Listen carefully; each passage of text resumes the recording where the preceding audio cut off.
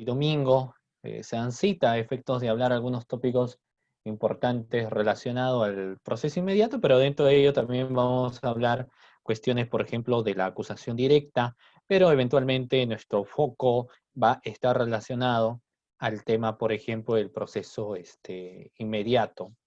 Y abordaremos algunos temas relacionados al proceso penal también, lo cual es interesante que debemos tener en cuenta, a efectos de ver de cómo el proceso común, a pesar que hoy en día la exigencia es que sean los plazos perentorios y de estricto cumplimiento, y para ello se utiliza pues forma de tutela de derecho, como viene a ser en este caso el control de plazo. Sin embargo, a pesar de ello, es necesario seguir teniendo, por ejemplo, otros procesos especiales. Y dentro de esos procesos especiales se hablan pues de los principios de oportunidad, las cuestiones de colaboración eficaz y también los temas de determinación anticipada o el proceso inmediato propiamente, ¿no? Que va a tener su propia naturaleza, su propio objetivo. Lo que se busca es que los plazos existentes se den en el menor tiempo posible.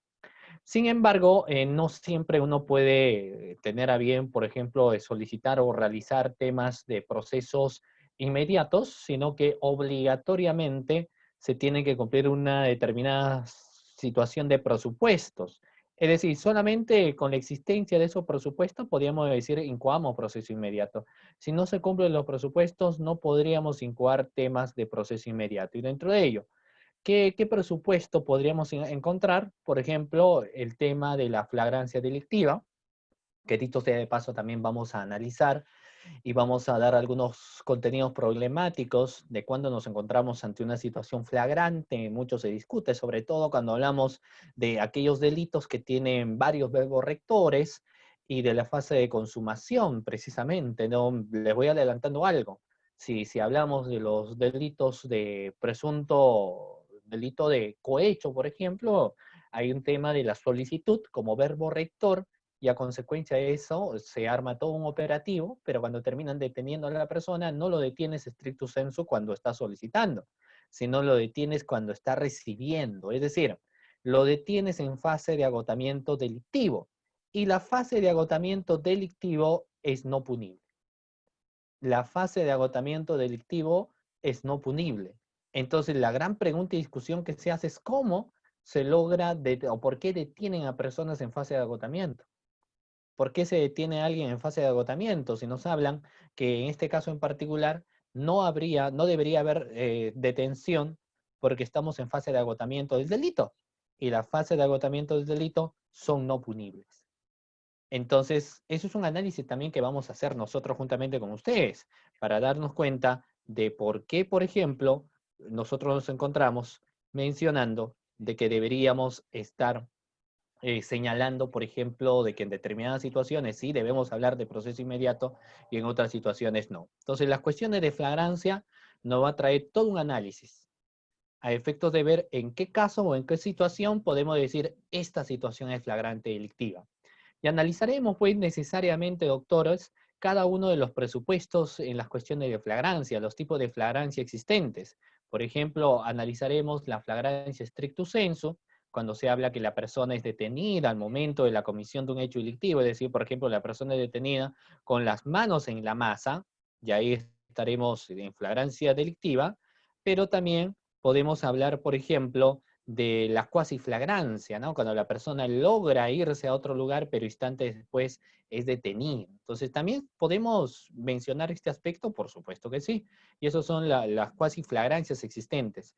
La presunción de flagrancia, en ese sentido, la persona, por ejemplo, logra escapar del lugar donde se estaría perpetrando el hecho delictivo, pero es indicado por algunas personas que observan esto y finalmente terminan deteniéndolo, por ejemplo. Entonces es una cuestión de un tema de presunción de flagrancia.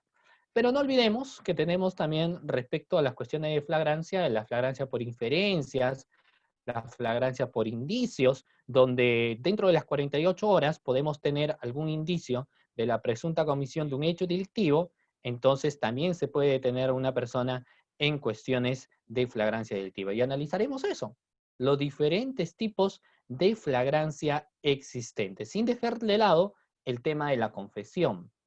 Por ejemplo, Cuando hablamos de confesión, es un tema y un dato valiosísimo, y les señalo por qué en la cuestión práctica.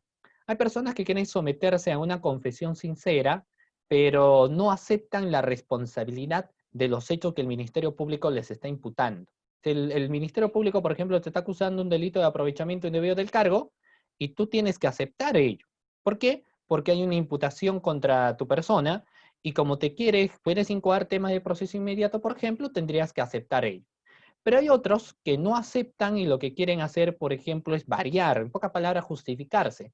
Y las justificaciones no pueden ser entendidas de ninguna manera como una cuestión, por ejemplo, de flagrancia, ¿no? O sea, uno no se podría justificar y señalar, por ejemplo, que nos encontramos ante un tema de flagrancia delictiva, porque lo que tiene que haber es una aceptación. Y en un tercer momento analizaremos los elementos propiamente, los elementos de convicción existentes, porque a mayor elemento de convicción, mayor posibilidad de poder incoar temas de proceso inmediato o incluso si el fiscal lo considera necesario, puede hacer una acusación directa. Pero reitero, siempre y cuando el fiscal, por ejemplo, lo considera necesario. Entonces veremos esto se llevará a cabo a través de una audiencia y vamos a ver que existen presupuestos de la misma y de igual manera ustedes pueden activar pues ahí el micrófono, pueden, lo que nos están siguiendo en vivo, pueden hacer las preguntas que consideren y nosotros estaremos gustosamente respondiendo cada una de las inquietudes que ustedes puedan tener, ¿correcto? Entonces, dicho esto, vamos a empezar mencionando un poco sobre la naturaleza que tiene nuestro proceso penal. Hoy en día, en plena pandemia, lo que se tiene como objetivo, por ejemplo, es la implementación en su totalidad en todos los distritos judiciales del nuevo Código Procesal Penal. O sea, queremos tener el nuevo Código Procesal Penal, ¿cierto? ¿Por qué? Porque a pesar que ya tenemos cerca de 14 años, en su totalidad no se ha implementado este nuevo Código Procesal Penal. Hay lugares donde todavía se están viendo investigaciones pero con el código antiguo, o sea, con el código de procedimientos penales, y no se están viendo los casos con el nuevo sistema procesal penal. En ese sentido, resulta necesario hacer una serie de análisis, ¿cierto? De cómo progresivamente se va dando esta implementación del nuevo sistema procesal penal, y para ello tenemos que abordar algunos focos importantes para tener en cuenta básicamente esta situación, ¿no? ¿Por qué y cuándo se aplican temas de la propiamente del proceso común o cuando tenemos que implementar temas del nuevo sistema procesal penal? Entonces, es de conocimiento de nosotros que existen principios y un principio básico viene a ser el principio de oralidad. Eso es uno de los principios más básicos que se tiene en cuenta, el principio de oralidad. Porque sobre el principio de oralidad se rigen todos los temas de audiencia. O sea, el principio de oralidad viene a ser la parte medular, la parte estelar. O sea, a través de la oralidad nosotros regimos todos los sistemas de audiencia. Sin embargo, vamos a observar algunas cuestiones, por ejemplo, de que no siempre la oralidad nos acompaña, sino que en ocasiones lo que se ve es cuestiones de escrituralidad. Entonces el principio de oralidad no es por 100% aplicativo en todo el proceso, sino ustedes imagínense de que solamente el petitorio de una declaración sería oral, si las disposiciones que emite el fiscal, los requerimientos que emite él solamente serían orales, incluso los temas de prisión preventiva, requerimientos serían orales, no, porque previo a esa oralidad nos hablan y nos exigen a nosotros el tema de escrituralidad. Entonces tenemos un sistema mixto, por un lado la oralidad y por el otro lado hablaremos de cuestiones de la escrituralidad. Sin embargo, uno de los objetivos que tenía también este sistema procesal penal es que el tiempo de duración sea corto. O sea, de que tengamos un proceso donde el tiempo de duración no sea extenso, sino que tengamos un proceso donde el tiempo sea corto, por ejemplo. ¿Y esto por qué? Porque la realidad nos indica cuestiones de sobrecarga laboral. O sea, eso es una realidad que todos conocemos, las cuestiones de sobrecarga laboral. Y esta sobrecarga laboral choca directamente con el principio de celeridad procesal. ¿Por qué? ¿Qué nos señala a nosotros el tema de la celeridad procesal? La rapidez, la rapidez. Es decir, uno tiene que ser rápido al momento de desarrollar, por ejemplo, las diligencias de investigación. O sea, si tú tienes un caso de homicidio, tienes un caso de robo, un caso de hurto, por ejemplo, doctores, ¿cuál es la exigencia? ¿Qué acto de investigación urgente debemos hacer? Porque lo inaplazable, porque en diligencia preliminar nos dicen actos urgentes e inaplazables, ¿cierto? Y los actos inaplazables están relacionados con el tema de los plazos perentorios y de estricto cumplimiento. Es decir, a nuestro sistema procesal penal nos dan 60 días, que pueden ser ampliados por 60 más, luego pueden declarar complejo el mismo, y cuando existe una complejidad son 8 meses, y hoy en día en las cuestiones de criminalidad organizada tenemos, por ejemplo, 36 meses. Entonces son perentorios porque si se cumple este día lunes, ya ha concluido el plazo y el fiscal tendría que ampliarlo, ¿no? Un día antes es posible o ese mismo día, si se pasa un día sería materia de control de plazo, pero son perentorios. Entonces, al ser perentorios, no es solo un caso. O sea, el acto urgente e inaplazable que uno tendría que hacer en ese caso en particular es solicitar, por ejemplo, la entidad que te remita a las cámaras de videovigilancia.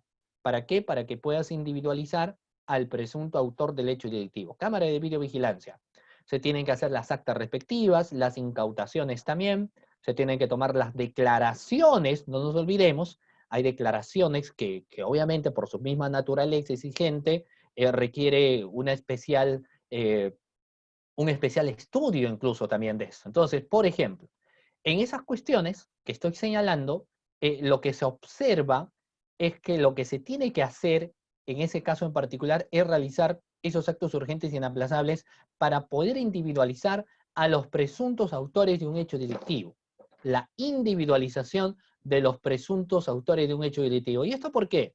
Porque la finalidad de las diligencias preliminares es individualizar al presunto autor.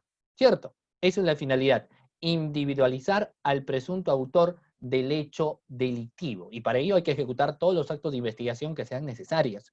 Si no se individualiza, no podríamos nosotros formalizar. Exigencia, tenemos que individualizar.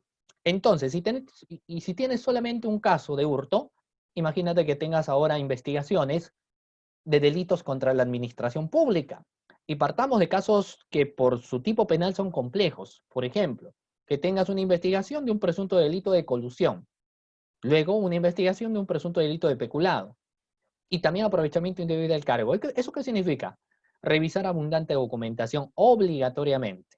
Luego de eso, hacer los requerimientos, que no es cualquier pedido, ya la Corte Suprema ha exigido, por ejemplo, a través del Acuerdo Plenario 1/2019, que tanto las resoluciones y el requerimiento por parte del fiscal tienen que estar debidamente motivados. O sea, como la motivación, una regla principal que se tiene que tener en cuenta. Entonces, si observamos ello, vamos a poder darnos cuenta de que cómo enfrentas temas de sobrecarga laboral. Solamente investigando puede ser, o sea, solamente investigando puedes enfrentar temas de sobrecarga laboral, sí, si es que tienes un buen fiscal que planifica adecuadamente sus casos, si tienes un fiscal que tiene la ayuda del fiscal adjunto, del asistente en función fiscal, que entienda que no solamente tiene que realizar trabajos administrativos, sino también tiene que aportar a la investigación, y aparte de eso, que tengas realmente la esencia de un despacho corporativo, es decir, de que realmente todos puedan trabajar en uno, no todos para uno y uno para todos. Si no es el caso, enfrentarte a temas de sobrecarga laboral va a ser un problemita. Entonces, nuestros legisladores, nuestro Código Penal, se percata de esa situación. O sea, nuestro Código Penal dice, ya un momentito, o sea, sabemos que pueden existir dificultades y seguramente van a haber, entonces lo que vamos a hacer es lo siguiente, crear mecanismos de simplificación procesal. Y dentro de ello, pues generan esta figura del proceso inmediato, como mecanismo de simplificación procesal. Pero eso en raíz de ello, del problema existente. Entonces, ¿qué nos señala? Nuestro sistema procesal peruano, doctores, sabemos nosotros ya por estudio que tiene una reforma procesal y que es el Código Procesal Penal del año 2004. Hay una reforma procesal, pero tenemos el Código Procesal Penal del año 2004. Entonces, del año 2004 se entiende de que este año, ya estamos 2020, por fin se va a implementar en su totalidad el sistema procesal penal. O sea, este año, año de la pandemia, vamos a tener implementado en su totalidad el nuevo Código Procesal Penal. Ese es el objetivo. No olvidemos que Lima Centro y Lima Sur todavía no se implementan. En los otros distritos judiciales a nivel nacional ya se ha dado la implementación de este nuevo Código Procesal Penal. Entonces, Este avance ha sido progresivo, no ha sido de la noche a la mañana. Hemos tenido un avance progresivo, capacitaciones de los sujetos procesales, no solamente los fiscales ni los abogados litigantes, sino también los jueces tenían que capacitarse para enfrentar un nuevo sistema procesal penal y siempre han habido, sobre todo algunos problemas de adaptación, si es que vienes, por ejemplo, llevando investigaciones con el código del año de 1940 y empiezas a llevar investigaciones con el nuevo sistema procesal penal. Entonces existe esa confusión a veces. Entonces, a razón de que se da esta progresiva marcha del sistema procesal penal, de acuerdo a lo que menciona el Decreto Supremo número 015-2017-JUS, en el artículo 1, por ejemplo, había señalado la modificación del calendario oficial de aplicación progresiva del nuevo Código Procesal Penal. Y ahí solamente para recordar, vamos a ver que en el año 2017 se implementa el Callao, 2018 Lima Norte, 2019 Lima Este, y para el año 2020, la conformidad con el artículo 2, se tenía implementado para el 1 de julio, que por obvias razones, a consecuencia pues, del brote del COVID-19, esto va a retardar más y su implementación se está buscando que sea en el mes de diciembre de todas maneras. Es decir, de este año no pasamos sobre la implementación del nuevo Código Procesal Penal. De todas maneras debemos tener eso. Entonces, esto genera la existencia de garantías procesales, principios. ¿Por qué? ¿Se recuerdan ustedes el Código Procesal Penal del año 1940, conocido como el Código de Procedimientos Penales, doctores? ¿Se recuerdan este código? Este código de procedimientos penales, ¿qué característica tenía? Más que característica, digamos, ¿qué es aquello que resaltaba a la vista? Dos cuestiones. Si bien es cierto que se le señalaba que es un modelo, bueno, que busca no respetar el derecho de defensa, por ejemplo, era inquisitivo en el sentido de que no habían controles de plazo, por ejemplo. Entonces uno era sometido a toda una investigación y uno como litigante no sabías en qué momento poder plantear tu control de plazo. Ahora sí, ¿podemos plantear nuestro control de plazo? Sí, no hay ningún problema. Ahora sí podemos plantear lo que viene a ser nuestro control de plazo sin ningún problema existente. ¿Correcto? Para empezar. Pero aparte de ello, no había etapa intermedia. Y como no había etapa intermedia, a veces uno llegaba a la etapa de juicio oral, pero oralizabas medios de prueba que en muchas ocasiones no tenían que ver nada con el hecho concreto de investigación. Si tú estabas investigando un delito de violación, se buscaban oralizar medios de prueba que nada tenían que ver con este delito, por ejemplo, de violación. Entonces, esto era un problema. Esto, sin lugar a dudas, ocasionaba, por ejemplo, que se tuvieran procesos en los cuales no se cumplían objetivos. Se teníamos procesos, pero no se lograban cumplir objetivos. Y a raíz de ello, se generan pues una serie de principios, ¿cierto? ¿Por qué? Porque ahora dicen, no, no, no. Primero hay que enfocarnos en la exigencia de determinados principios que, dicho sea de paso, van a ayudar al tema de la investigación. Y dentro de esos principios se habla de varios. O sea, varios principios que van a existir. Por ejemplo, el principio de oralidad viene a ser uno de los principios bandera del sistema procesal penal. Reitero, el principio de oralidad viene a ser uno de los principios bandera de nuestro sistema procesal penal porque lo que se busca, por ejemplo, acá es que todos los procesos de investigación a nivel de audiencias se tengan que desarrollar obligatoriamente utilizando la oralidad. ¿Cierto? Utilizando obligatoriamente el aspecto de oralidad. Porque si no aplicamos oralidad, va a ser un problema. Obligatoriamente los temas de existencia de oralidad se tienen que hacer presentes. ¿No es cierto? Muy bien, y de esa manera, por ejemplo, cuando nos menciona aspectos de oralidad, luego ingresa el tema de la celeridad procesal. Y creo yo que hasta ahí recae, por ejemplo, uno de los problemas existentes, la celeridad procesal. Porque sobre celeridad procesal van a exigir lo siguiente, de que los plazos se tengan que cumplir obligatoriamente y necesariamente. Todos los plazos se tienen que cumplir de manera obligatoria y necesariamente, y ahí ingresan estas garantías, la celeridad procesal.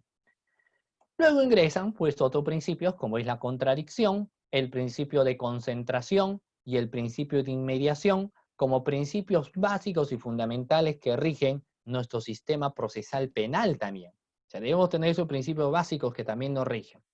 En ese sentido, por ejemplo, se observan las siguientes situaciones. El proceso común.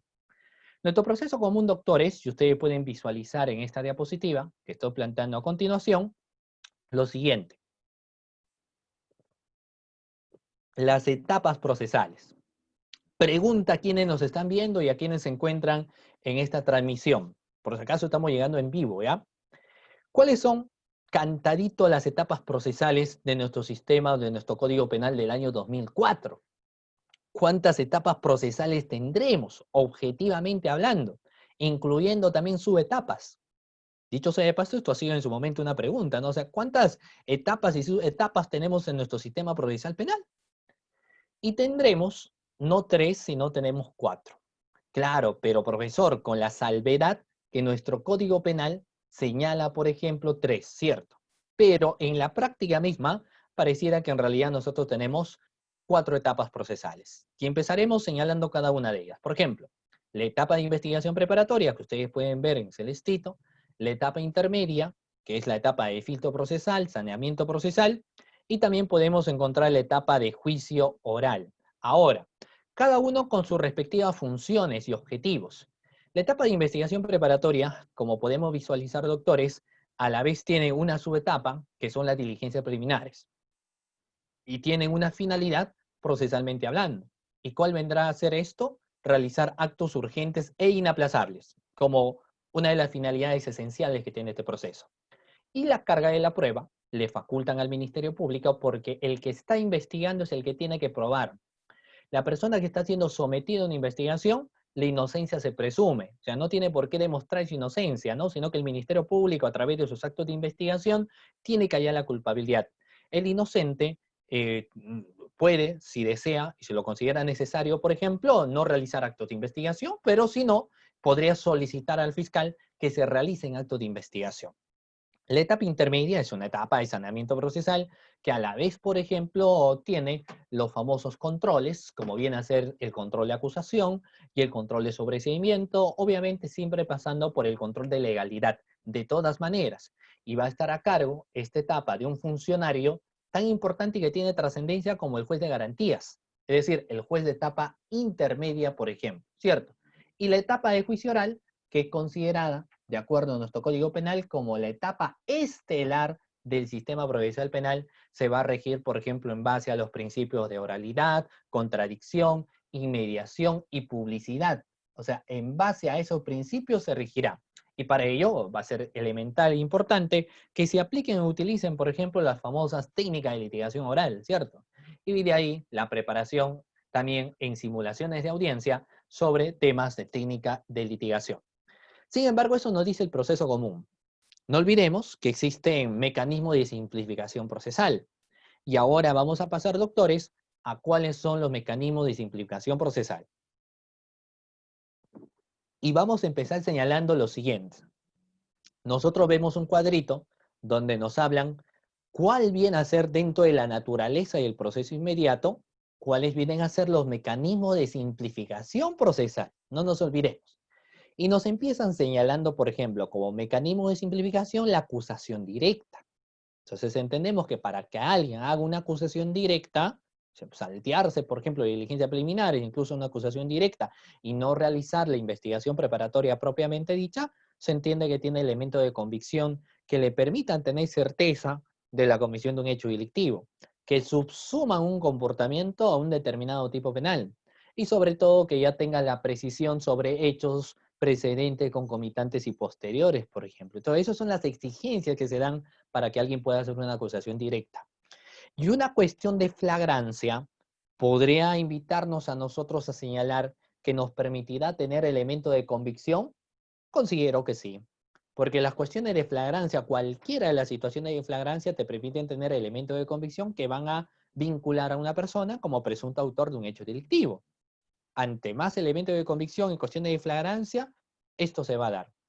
Por ello es que en estas situaciones de flagrancia delictiva se considera también que se tienen las famosas sospechas fuertes que tanto se habla en el Acuerdo Plenario 1/2019, porque como son pruebas o elementos de convicción que vinculan a una persona como autor de un hecho delictivo, y se han dado en circunstancias que precisamente de comisión de hecho delictivo directamente, así sean dentro de fuera del tema de flagrancia stricto sensu, entonces son elementos de comisión que tienen la sospecha fuerte. Entonces, si tiene la sospecha fuerte, ¿qué nos señala el Acuerdo Plenario 1/2019?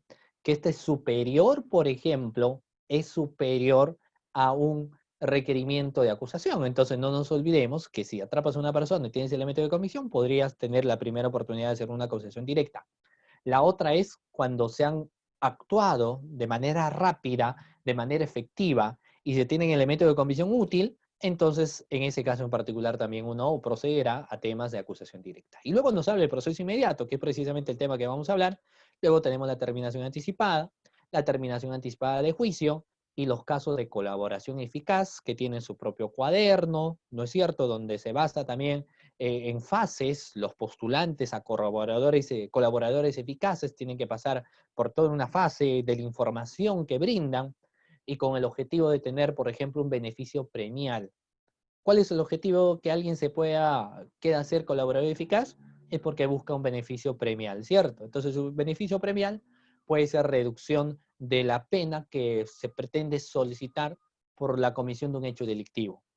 Y uno lanza pues el tema del beneficio premial. Ahora, ¿quiénes pueden postular a ser colaboradores eficaces? Obviamente el imputado en un primer momento. Luego podemos tener a la persona que ha sido sentenciada también, y de igual manera a la persona que está fuera del proceso, pero que sabe que tarde o temprano van a tener que llamarlo y prefiere, antes que lo integren como imputado producto de otras indicaciones u otros documentos, mejor prefiere acogerse a temas de la colaboración eficaz. El Ministerio Público está obligado a que se tengan que corroborar las diferentes versiones que dice colaborador eficaz, y promueve estas tratativas de colaboración eficaz. La Policía Nacional del Perú se encarga de la captación de los temas de colaboración eficaz. Y ahí tenemos varios mecanismos de simplificación procesal porque será en el menor tiempo posible. Y nos da también nuestro sistema procesal penal algunas salidas alternativas. Por ejemplo, el principio de oportunidad o los acuerdos reparatorios existentes. O sea, también hay alternativas para no continuar pues, con ese proceso común que estamos señalando, y acá nuevamente yo los presento, que tienen las estadios procesales, investigación preparatoria, etapa intermedia y etapa de juicio oral, no, sino que se busca que éstas se reduzcan y por ende se utilizan los temas de simplificación. Y ahí vamos a señalar el proceso inmediato. Ahí ingresamos y aterrizamos en el proceso inmediato, conforme al decreto legislativo 1194.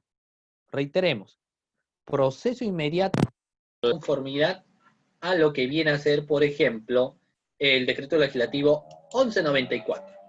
Ahí se habla sobre el tema de proceso inmediato. Entonces, si tenemos un proceso inmediato, una persona pueda decir, no, yo me meto a un proceso inmediato. Lo vamos a ver a continuación. Por ejemplo, vamos a ver.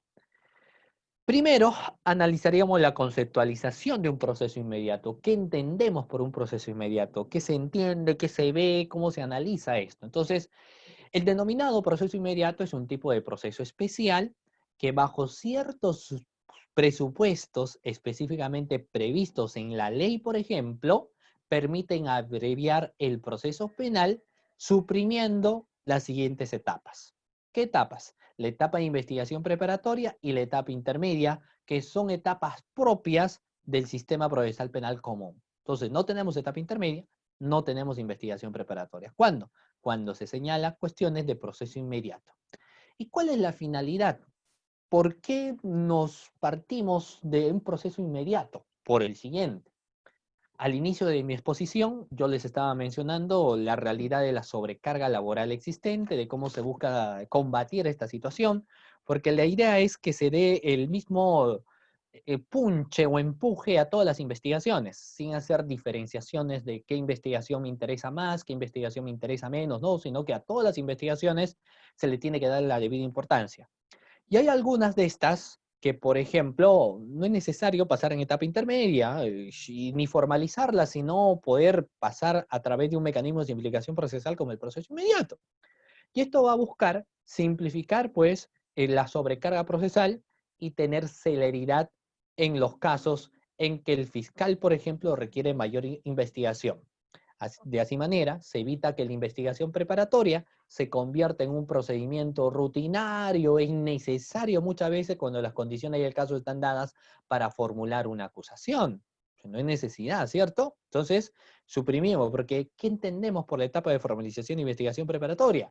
Bueno, es la etapa propiamente dicha de la primera fase del proceso común, en la cual también se van a desplegar y desarrollar actos de investigación, pero que va a tener como finalidad la decisión del proceso a través de un requerimiento de acusación, un requerimiento de sobreseimiento o un requerimiento mixto. Entonces, si esas son las características, obviamente tiene muchas, pero señalo algunas, muchos dicen, pues, ya tengo todos los actos de investigación necesarios, individualizado a los presuntos autores del hecho delictivo, ya no es necesario que yo me pase a la etapa de formalización, sino de frente hago un requerimiento, formulo acusación, y en este caso también incoa estos procesos inmediatos. Entonces, ¿cuál es el objetivo? Esto lo vemos en la siguiente diapositiva.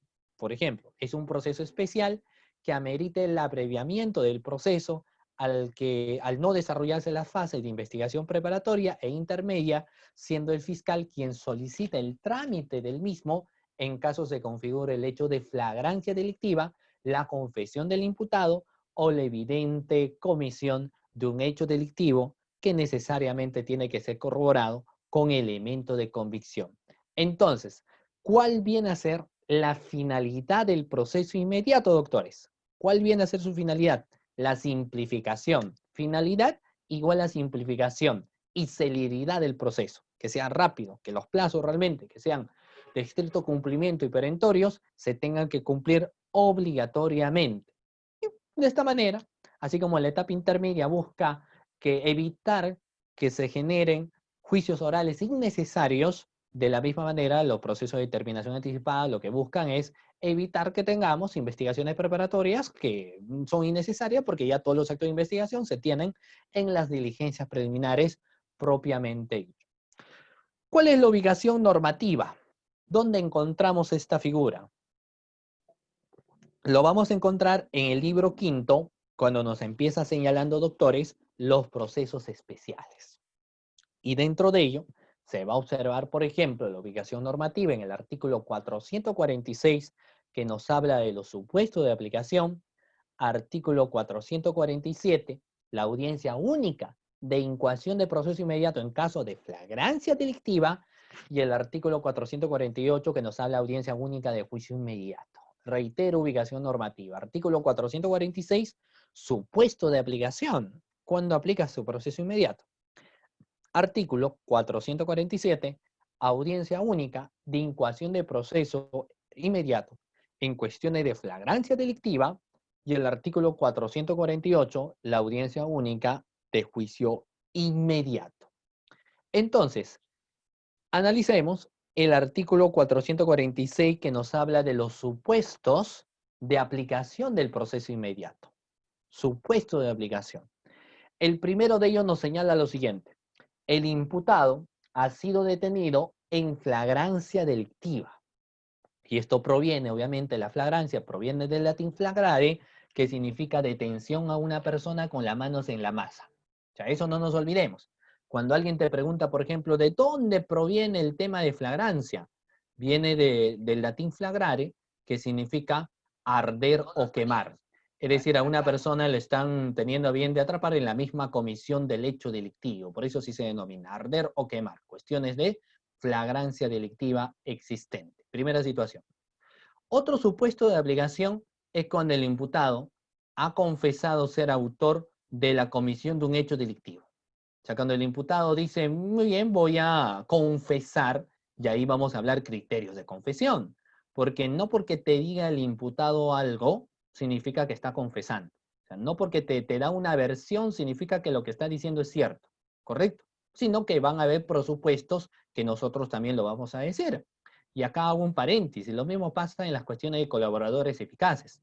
No porque el colaborador No porque el colaborador eficaz no quiere dar una información, le voy a decir muy bien, usted va a ser colaborador eficaz en el caso, no, sino que ahí también, por ejemplo, existe la fase de corroboración. En pocas palabras, lo que nos dices obligatoriamente tiene que ser cotejado. O sea, la información que nos vas a decir, obligatoriamente tenemos que verlo también. Porque, ¿qué pasa? Si da una información, pero no es una información verídica. Por el contrario, puede ser que nos estén mintiendo. Y luego vamos a hablar de algunos ejemplos donde el colaborador eficaz, por ejemplo, en vez de darte una información, te miente. Y en los casos de incoación de proceso inmediato, cuando nos hablan de la confesión, en vez de darte, por ejemplo, esto, te terminan, sin lugar a dudas, mintiendo. Y terminas luego investigando a esta persona más bien que quería incoarse proceso inmediato más, ¿no? Porque te está dando una falsa declaración y las falsas declaraciones son un motivo también para poder investigar. Entonces, vamos a ver, han hecho preguntas sobre los plazos. Muchas gracias por sus preguntas. Vamos a estar respondiendo. No se preocupen, ¿correcto? Vayan dejando ahí todas las preguntas que ustedes consideran necesarias. El otro supuesto son los elementos de convicción acumulados durante la diligencia preliminares, previamente interrogatorio del imputado sean evidentes. O sea, estamos hablando de los cuadraditos que vemos, el color amarillo. Y ahí pues el fiscal es todo un canchero, ¿no? El fiscal tiene un olfato investigador bárbaro que a través de la ayuda, por ejemplo, de su asistente de función fiscal y todas las demás personas terminan teniendo elementos de convicción y ya van teniendo la certeza de la comisión de un hecho delictivo y dicen, muy bien, tenemos elementos de convicción, veamos si podemos incoar proceso inmediato o quizás hacer temas de acusación directa. Entonces, vamos a analizar la flagrancia. Y para ello, me permito mencionar, por ejemplo, lo que señala la casación número 842-2016 Sullana, que nos habla sobre el delito de flagrancia en el proceso inmediato. ¿Cuál es el concepto? Yo ya me he estado adelantando respecto a este tema para que ustedes lo vean también. O sea, la palabra flagrante viene del latín flagrantis, participo del verbo flagrare, que significa arder o quemar. Es en flagrancia, estás ardiendo o estás quemando, ¿no? O sea, claro, estás en una situación incómoda. Estás en una situación incómoda.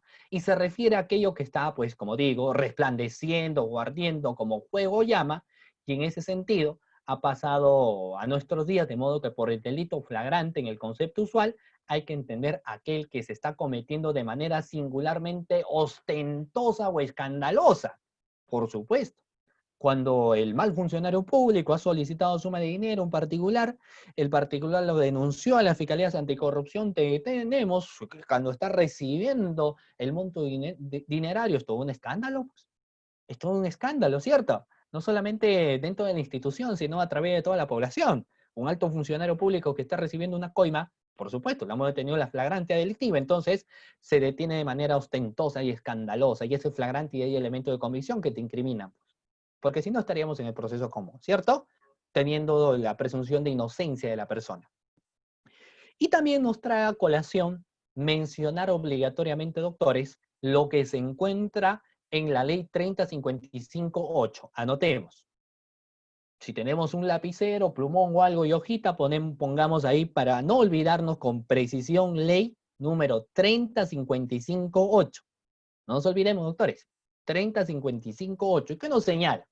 Es una reciente promulgación de esta ley de reforma del literal F del inciso 24 del artículo 2 de la Constitución Política del Perú, que modifica los plazos de detención policial en el caso de delitos flagrantes y de detención preliminar de la siguiente manera. Por ejemplo, la detención policial menciona, en caso de flagrancia se modifica de 24 horas a 48 horas.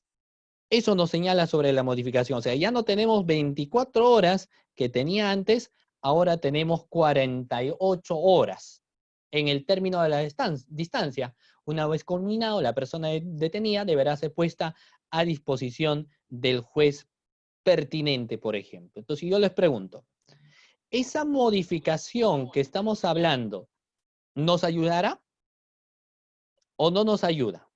O sea, tenemos una modificación de plazo. Estamos hablando que ya no son 24 horas, sino ahora tenemos 48 horas en cuestiones de flagrancia. Pregunta, ¿nos ayuda la modificación o no nos ayuda la modificación? Yo les voy a comentar lo siguiente, que sí ayuda la modificación, pero por ejemplo, en casos siguientes. Mira, Vamos a ver. Vamos a ver el siguiente aspecto. Las 24 horas existentes, doctores, a veces eran a nivel del Ministerio Público un tiempo muy corto. O sea, 24 horas se te pasaba volando. Entonces, si tú detenías a una persona, ¿no? ¿No es cierto? Entonces, 24 horas en cuestión de detención, si querías hacer un requerimiento de acusación, esto, por ejemplo, era muy cortísimo el tiempo. Entonces hubo una variación. Entonces dijeron, ya no va a ser 24 horas, sino que ahora hay que plantear las 48 horas. En cierta medida ayuda más, porque ya tiene más tiempo, por ejemplo, para poder solucionar algunas cuestiones que tienes. Sin embargo, hay un plazo respecto a casos más complejos. Y sobre los casos más complejos, la detención preliminar, el plazo se ha mantenido hasta 15 días, pero se ha incluido un nuevo supuesto de aplicación, referido, por ejemplo, a delitos cometidos por organizaciones criminales. Organizaciones criminales, ¿correcto? Muy bien. En ese sentido, tenemos 48 horas en la actualidad y también tenemos 15 días cuando corresponden situaciones de organizaciones criminales. Y si alguien se pasa de ese tiempo, ¿qué podríamos plantear? Si alguien en la detención se plaza de las 24 horas, de las 24 horas anteriormente y ahora las 48 horas, ¿qué se podía plantear? Los famosos habeas corpus, por ejemplo, ¿no? Entonces, hay una modificación y en ese sentido, en esta diapositiva que estamos presentándole a ustedes, podemos señalar, por ejemplo, la siguiente situación, ¿ya? La cual les estamos poniendo de conocimiento de ustedes. El artículo único, hay una modificación del literal F del inciso 24 del artículo 2 de la Constitución Política del Perú, en la cual señala en el artículo 2 que toda persona tiene derecho a algo tan importante que viene a ser la libertad. Incluso después del derecho a la vida, uno de los derechos que tiene especial relevancia es el derecho a la libertad, que tiene que tener toda persona de enfrentar este proceso. Nadie puede ser detenido, por ejemplo, de ninguna manera de la siguiente forma. Tiene que ser detenido solamente por un mandamiento escrito y motivado del juez o solamente en las cuestiones de flagrancia delictiva, donde se tendrá un plazo máximo de 48 horas al término de la distancia. O sea, esa es la exigencia que nos dan a nosotros, ¿correcto? Muy bien. ¿Qué más encontramos? La siguiente diapositiva. Como estamos hablando de este primer supuesto existente, es obligatorio ir señalando, por ejemplo, la clasificación de la flagrancia. O sea, cuando hablamos de la flagrancia delictiva propiamente dicha, ¿en qué situación nos encontramos ante un caso flagrante, no? ¿Se recuerdan ustedes qué le decíamos flagrancia? ¿Qué venía a ser flagrancia? El flagrare, cuando una persona cuando algo se estaba quemando y la persona era detenida en ese momento. Eso venía a ser la flagrancia, ¿correcto? Muy bien. Y hay algunas preguntas que están haciendo sobre el plazo hemos señalado, pero por ejemplo acá nos dice Re Castillo, buenas tardes, doctor. ¿Es posible incoar proceso inmediato si el imputado no admite los hechos, pero los elementos de convicción acumulados son evidentes? Es que lo que pasa es que tiene que haber una aceptación. O sea, si la persona ha sido detenida, por ejemplo, y se tiene elemento de convicción, pero finalmente no quiere incoar proceso inmediato y plantea otra posición de que lo han planteado, él fue a conversar, por ejemplo, en el caso del funcionario público. O sea, el caso del funcionario público, a él le están sindicando haber solicitado suma de dinero. A él les indican eso, haber solicitado suma de dinero, por ende se arma el operativo y terminan deteniéndolo en una cuestión de flagrante delictiva. Pero él dice, no, me han tendido una trampa. Yo vine a conversar con él porque él me estaba solicitando algunos consejos, quería hablar conmigo sobre otros casos y ahora me saqué el billete, yo me sorprendí y cogí el billete, entonces va teniendo su defensa, ¿cierto? Entonces, por ejemplo, si no es el caso, ya no se incoa proceso inmediato, sino tendremos que ver este caso por el proceso común. Entonces tiene que haber una aceptación, tiene que haber necesariamente un reconocimiento por parte de eso. Muy bien, muchísimas gracias a la pregunta de R. Castillo. Y de igual manera, lo que nos están viendo pueden hacer todas las preguntas que consideran. Pero vayamos, estamos recién en el primer presupuesto, ¿correcto? La idea es clasificar cada uno de estos presupuestos de manera adecuada. Dentro de la clasificación de la flagrancia vamos a tener, por ejemplo, lo siguiente. Muy bien, vamos a tener lo siguiente, ¿correcto? Muy bien. A Jesús Tico Col hizo una pregunta larga, luego lo vamos a tener a bien, por ejemplo, de señalar, ¿ya? Muy bien. Tenemos entonces la clasificación de la flagrancia. Vamos a ver la flagrancia stricto sensu propiamente dicha, luego tendremos la cuasiflagrancia, la flagrancia por identificación inmediata, la presunción de flagrancia o flagrancia por evidencia o inferencia. Reitero nuevamente respecto a las clases o clasificaciones de flagrancia que estamos teniendo. Podemos tener la flagrancia stricta sensu o propiamente dicha, la cuasiflagrancia, la flagrancia por identificación inmediata y la presunción de flagrancia por evidencia o inferencias. No nos olvidemos, 4 tipos de flagrancia existentes. Y le digo esto porque a veces, por ejemplo, se equivocaban y ponían pues otras situaciones que solamente decían que existían 3 casos de flagrancia. No, existen 4 situaciones de flagrancia. Vamos a definir cada una de estas. El primero de ellos, la flagrancia stricto sensu o propiamente dicha. En el argot popular, a este tipo de flagrancia se le conoce como atrapar a una persona al momento de la comisión de un hecho delictivo, es decir, con las manos en la masa. Eso es la flagrancia. Entonces, en este caso, en primer lugar, el agente infraganti es el delincuente sorprendido cuando está realizando actos de ejecución propios del delito o cuando acaba de consumarlo. Y cuando acaba de consumarlo.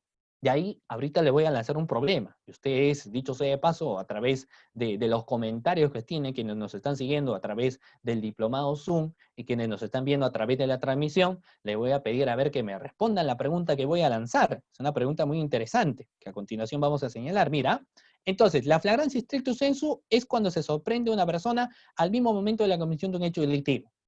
Cuando justo en ese momento, Pedrito, por ejemplo, Pablito, realiza disparos, ¡fum! Realiza disparos y en ese momento, ¡fum! Lo termina observando. Lo ven. ¿Es situación flagrante? ¿Es cuestión flagrante? Por supuesto, porque los efectivos policiales en ese momento lograron observar cuando determinada persona acababa de realizar un disparo. Es una cuestión flagrante. Pero aquí nace el problema. Cuando hablamos de flagrancias delictivas, significa que se van a detener en cuestiones que tengan relevancia penal. Reitero nuevamente, si alguien te va a detener, y ahí el arresto ciudadano existente, por ejemplo, ¿cierto? Si tú detienes a alguien, arresto ciudadano, policial o por un operativo, tiene que ser al momento de la comisión de un hecho delictivo. Correcto, hasta ahí estamos de acuerdo. Pero aquí les lanzo mi pregunta para que ustedes me respondan. ¿Cierto? Mira, les voy a contar el siguiente caso, lanzo la pregunta y ustedes tienen la cajetilla de comentario para que me digan si stricto sensu estamos en una cuestión flagrancia. Y ojo, que estamos analizando recién el primer tipo de flagrante. Vamos ahí con el caso. Tenemos, por ejemplo, a Carlos, que es un ciudadano como muchos de nosotros que se va a hacer un trámite a una oficina, pero lo pasean diariamente hasta que un momento se cansa y esta situación es aprovechada por un mal funcionario de esa institución, quien le convoca para que vaya a su oficina y ahí le pacta la siguiente oferta. Le solicita, mira, le solicita la suma de 700 nuevos soles, reitero, le solicita la suma de 700 nuevos soles para ayudarle con el trámite que se está llevando a cabo. 700 nuevos soles para ayudarle con el trámite que se está llevando a cabo. ¿Qué es lo que hace nuestro amigo? Lejos de darle esa cantidad, le dice lo siguiente, ahorita no cuento en efectivo, cuento solamente con una pequeña cantidad, 20 nuevos soles para mi pasaje. Entonces el funcionario le dije, no te preocupes, mira, yo de acá salgo del trabajo a las 5 de la tarde, nos encontramos a las 8 de la noche, ahorita son las 11 de la mañana. A esa hora nos encontramos, tú me das el dinero y yo te doy ahí pues tu carnet o el trámite que estás realizando. Correcto, trato hecho, se dan la mano y esta persona lo que hace es directamente correr a la Fiscalía Anticorrupción. Señor fiscal, me ha sucedido tal situación. Entonces el fiscal obviamente le toma su declaración, qué elemento de convicción hay y le da un dato importante. Determinado funcionario me ha solicitado una suma de dinero. Entonces, estaríamos hablando en un presunto delito de cohecho, ¿cierto? Solicitud, modalidad solicitud, ¿cierto? Podría ser, vamos a ver.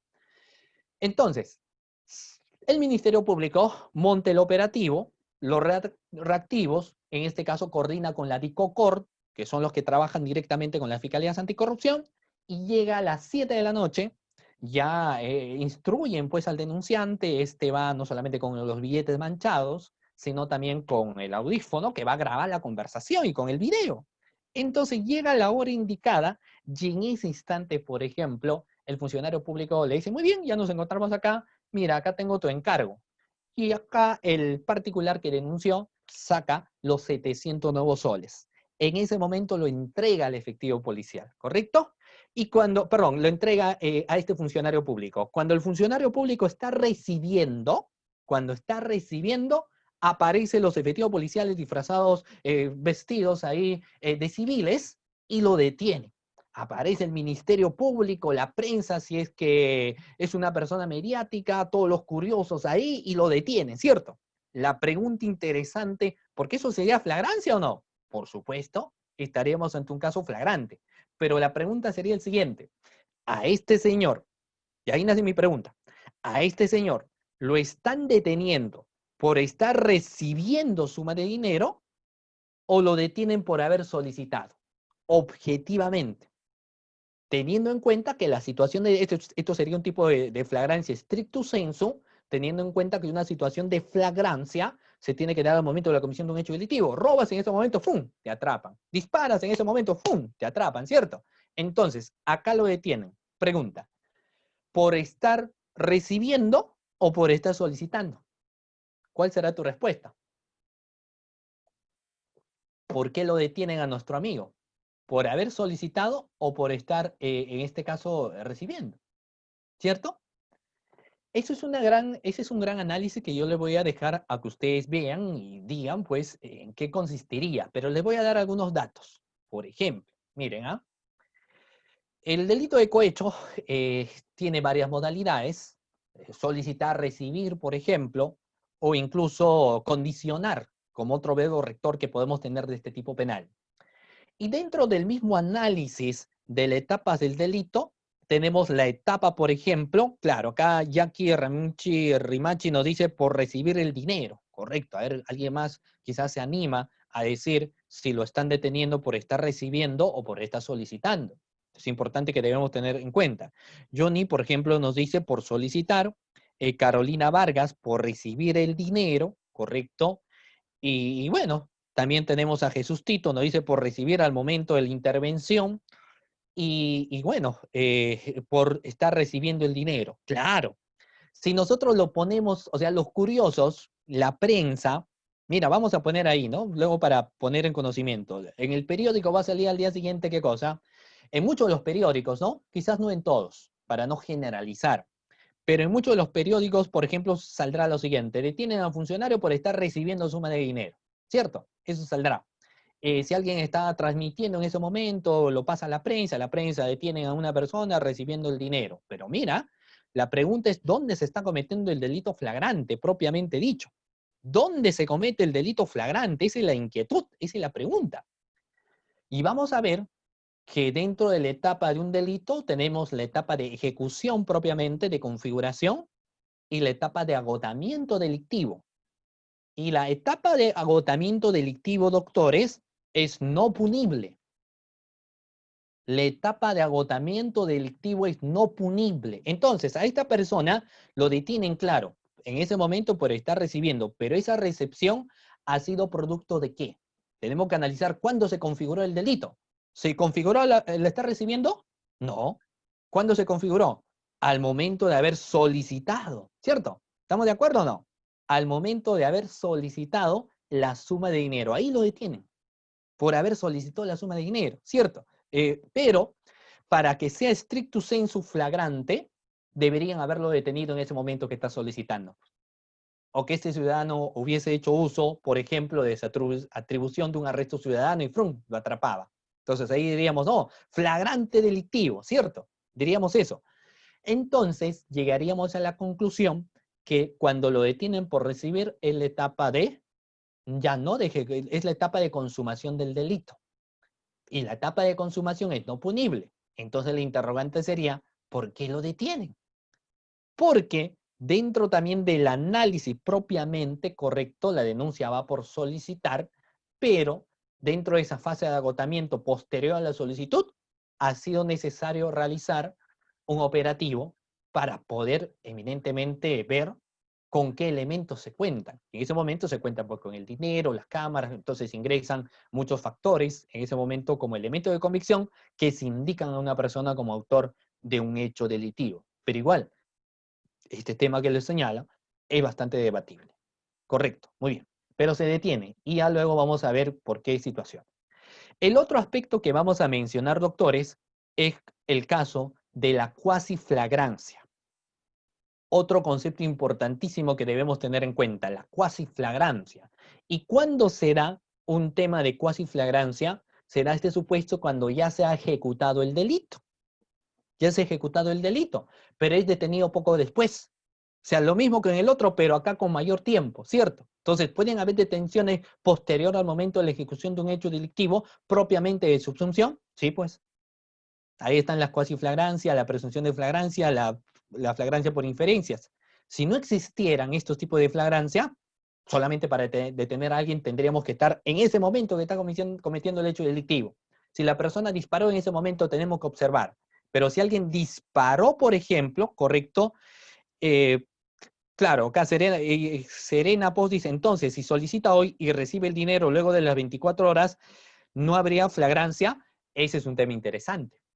Ese es un tema interesante también que se va a dar, ¿cierto? Pero luego vamos a ver que hay pues, diferentes pronunciamientos en los cuales señalan que el aspecto de flagrancia, en ocasiones, si bien es cierto, no se van a dar para detenciones, pero sí se darán para tener elementos de convicción. O sea, no significa, porque ya nos pasamos las 48 horas, ya no hagamos la diligencia respectiva. Quizás se han quedado reunirse después de 2 días. No podemos decir que eso no es flagrante, ¿cierto? O sea, no será propiamente para una detención como son en la cuestión de flagrancia delictiva, pero se tendrá otras circunstancias. Entonces, la cuasiflagrancia nos plantea a nosotros el siguiente tema. Por ejemplo, se da este supuesto cuando ya se ejecuta el delito, pero es detenido poco después. Por ejemplo, la persona realiza disparos y después de haber realizado disparos termina escapando del lugar. En ese momento, ipso facto, no lo detienen, pero sí instante después. Cuasi flagrancia delictivo, ¿correcto? Cuasi flagrancia delictivo y de hecho serán en varias ocasiones. El tercero, mucha atención, flagrancia por identificación inmediata. Ese es el otro tipo de flagrancia existente. Flagrancia por identificación inmediata. ¿Cómo se da este aspecto? Tiene como base que el agente ha sido identificado como autor del hecho. Se configura cuando el agente ha huido, logra salirse del lugar donde se encontraba, pero ha sido identificado durante o inmediatamente después de la perpetración del hecho, sea por el agraviado o por otra persona que haya presenciado el hecho o por medio audiovisual, dispositivo o equipos cuya tecnología se haya registrado su imagen y es encontrado, ahí está la regla, y ahí también respondemos la pregunta que nos hicieron, y es encontrado dentro de las 24 horas. Entonces, sobre el tiempo hay una exigencia. Sobre cuestión de tiempo, doctores, hay una exigencia. ¿Y la exigencia cuál viene a ser? La exigencia de la detención en cuestión flagrare, con las manos en la masa. Esa es la exigencia. Que detengan a una persona en flagrancia delictiva o cuasi flagrancia, pero dentro de las 24 horas. Perfecto. Luego tendremos este cuarto supuesto, en la cual se necesita también una especial investigación, porque en este caso hay que tener ya ojo de buen cubero para ver qué persona habría realizado un hecho delictivo. O sea, debemos estar atentos ahí para evidenciar qué persona es la que ha realizado un comportamiento contrario a norma, qué persona ha realizado un comportamiento contrario a ley, ¿cierto? O sea, debemos tener, reitero nuevamente, como digo, ojo de buen cubero para darnos cuenta de esa situación en concreto. ¿Y qué vamos a observar, pues, doctores? Lo siguiente. Necesitamos evidencias, necesitamos inferencias. Acá la persona logra escapar del lugar donde se cometieron los hechos, logra huir, incluso no lo logran sindicar. O sea, la persona que han observado no lo logran sindicar, la persona agarró maletes y se fue, se fugó del lugar. Pero, por ejemplo, esta persona se tiene sospechas rápidamente, por eso es que el Ministerio Público y la Policía Nacional del Perú tienen que realizar esas investigaciones urgentísimas. Esas investigaciones inaplazables, de todas maneras, tienen que realizarlo sí o sí. No se les tiene que pasar el tiempo en ese caso, porque si se les pasa el tiempo, va a ser un gran problema. Lo tiene que hacer inmediatamente. Entonces, el Ministerio Público, si realiza, por ejemplo, las investigaciones rápidas, va a decir, mira, hemos tomado rápidamente, hemos comunicado a los familiares y los familiares dicen que ella siempre andaba con su novio, porque convivían. Y hemos encontrado, pues, al parecer, él lo habría matado saliendo de una fiesta. O ella la habría asesinado, ¿cierto? Pero antes de eso, vamos a ver, ¿no? Lo hemos encontrado con marcas y algunas situaciones que nos permitan entender de que ella antes de la comisión del hecho delictivo habría forcejeado, por ejemplo, se habría defendido, ¿cierto? Entonces se tiene evidencias y todo indica que ha sido su enamorado. Todo indica que ha sido su novio. Entonces inmediatamente uno va rápido a la casa, pues, del novio. ¿Y cómo encuentras al novio? O sea, puede ser que sea un sangre fría, ¿no? Un psicópata, que no ni siquiera le encuentras asustado, ¿cierto? Pero encuentras con huellas en la mano. Le encuentras con arañones en la casa, en la cara, por ejemplo. Con la camisa rota que ha sido, incluso con huellas de sangre. Entonces ahí tendremos evidencia, ¿cierto? Tendremos inferencias. En ese caso diremos, no, esa persona es la que, la que ha cometido el delito. Y lo detenemos. Y se le detiene, ¿cierto? Y eso será la flagrancia por evidencias o inferencias. Otra situación. Se sospecha en ese momento que determinada persona habría robado, por ejemplo, una computadora. O habría robado, por ejemplo, billete. Y se tiene en cuenta de alguien porque por ahí alguien dio unas características, pero no le individualizó. O sea, la gran diferencia, vuelvo acá, de la flagrancia por identificación inmediata es que en este tipo de flagrancia de identificación inmediata te dan incluso características o hasta el nombre de quién ha sido la persona que ha cometido el hecho delictivo. O sea, te dan toda la información posible. Pero en este caso, no. Pero sí te pueden dar algunas descripciones. Se te puede decir es un flaquito que mide 1 metro, por ejemplo, 75, o es un gordito que mide 1,80 m. Entonces rápidamente en ese momento dices 1,80 m y esas características. Ah, no, no, no. Ya sé quién habría sido esta persona. Entonces, ¿qué hace? Directamente te vas al lugar de esa persona, a su casa, y ahí lo encuentras con el dinero robado. Lo encuentras, por ejemplo, con el billete hurtado, o lo encuentras con la computadora, lo encuentras con la laptop. Entonces, ¿eso será una flagrancia? No, será una presunción de flagrancia. ¿Correcto? Una presunción de flagrancia.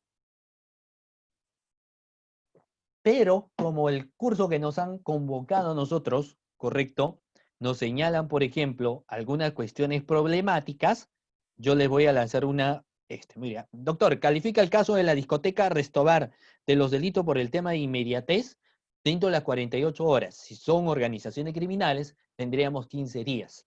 Acá estamos viendo otro contexto, ¿no? Porque tendríamos que ver primero, en todas las cuestiones de flagrancia, ya hemos señalado, tiene que haber elementos de convicción muy fuertes. O sea, en el estándar de sospecha fuerte, por eso se señala que te vinculan como autor o partícipe de un hecho delictivo.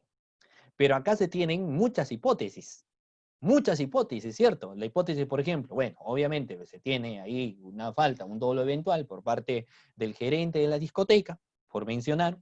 Será materia de investigación, pues, bueno, vemos si las personas han salido sin mascarillas, estamos hablando de la exposición de personas en peligro, por ejemplo, y bueno, se analizará durante la investigación cómo ha sido pues la intervención, ¿no? Si se ha llevado a cabo la intervención cumpliendo, por ejemplo, los protocolos establecidos, o se ha omitido esto. Entonces, todo eso será materia, por ejemplo, de una investigación obligatoriamente. Entonces, si son materias de investigación, no puedo decir que son flagrancias. Pues. No puedo decir que el caso, como me menciona acá la pregunta de la doctora Luz Barra, ¿cierto? Yo no podría decir que es un caso flagrante, porque todavía no se sabe, ¿cierto? O sea, habrán dudas, habrán sospechas y todo lo demás, pero no podríamos señalar que nos encontramos en tu caso flagrante. Pero ahí lanzo mi pregunta. Miren, ¿ah? Lanzo mi pregunta, miren, mucha atención. Por ejemplo, hemos dicho en ese caso que las cuestiones de flagrancia siempre se indican a alguien, pero les comento ahora, no necesariamente es así. A veces pueden haber errores. A veces pueden haber errores.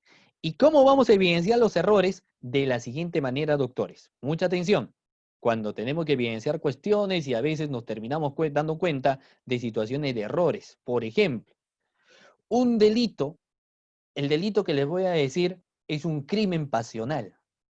Un crimen pasional, ¿cierto? De los típicos y muchas situaciones, por ejemplo, son dos cosas, la mayoría de asesinatos a veces. Ajuste de cuentas ajuste de cuenta porque le debes alguna suma de dinero, primera situación, o la otra cosa es porque, por ejemplo, te has metido con la enamorada, con el novio, con la esposa de alguien. Entonces, los temas de esas situaciones que se puedan dar. En el caso que les voy a decir, sucedió lo siguiente. Es la historia de un chico de 19 años de edad, muy jovencito él, 19 años de edad. Tenía una relación con una señorita que tenía 27 años. Esta señorita paralelamente tenía pues una amistad cercana ya con un señor que tenía 31 años. Entonces había pugna ahí, había luchas más. En algunas ocasiones ya había habido incluso entre ellos varias agresiones, se habían peleado, o sea, se habían dado golpes, se habían peleado, se habían dado esas situaciones. Entonces resulta que en una ocasión, un viernes, pongo día, viernes 13, imagínate, los viernes, ya sabemos qué dicen de los viernes 13, ¿no? Los días peligrosos, resulta que este joven de 19 años dice lo siguiente: no, tengo que acabar con la vida de mi rival, porque así le decía, su rival, tengo que acabar con la vida de mi rival. Y por eso planifica matarlo a balazos. Matarlo a balazos. Ya un mes incluso ya lo había planificado con anterioridad. Un mes atrás ya se había comprado incluso también un arma, porque lo que hacía él es tener que matarlos. Él ya había hecho esa planificación. Entonces dice, llega el momento. Ese viernes 13, al promediar las 5 de la tarde, toma nota, porque luego me van a responder ustedes la pregunta. Toma nota, mira, a las 5 de la tarde sucede lo siguiente, doctores. Esta persona va raudamente, o sea, ya antes de eso estaba pensando, yéndose para un lado, para el otro lado, se golpeaba la cabeza, o sea, estaba así, estaba inquieto. Y decide acabar la vida, agarra el arma. Y a su mamá, como a todas las madres, le ingresa una corazonada.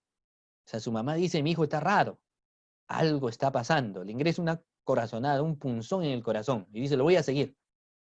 Entonces el hijo va raudamente a la casa del vecino que para comenzar su puerta estaba abierta. La madre va atrás, el joven ingresa raudamente y observa a él que se acerca y le dice, ¿qué haces acá? El joven de 19 años, sin mediar palabra alguno, le da 3 disparos, 2 a la altura del pecho y 1 a la altura de la cabeza. Obviamente muriendo en el acto. Muriendo en el acto, ¿correcto? Y justos, porque misma película, un patrullero estaba yendo por ahí, estaba haciendo su guardia que corresponde. Y este patrullero escucha esos ruidos. El patrullero escucha esos ruidos. Y lo que hace es lo siguiente, se bajan los efectivos policiales y la madre se da cuenta.